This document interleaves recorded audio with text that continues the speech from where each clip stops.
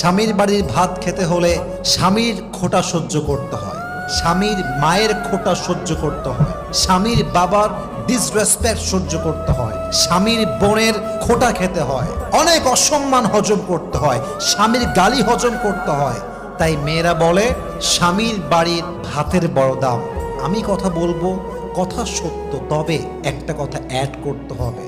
যদি আপনার স্বামীর বাড়ির ভাতের দাম এত বেশি মনে হয়, তবে মাথায় রাখবেন বিয়ের পরে স্বামীর বাড়ির ভাতের দাম যে পরিমাণ বেশি, আপনার নিজের বাপের ঘরের ভাতের দাম তার চেয়ে বেশি।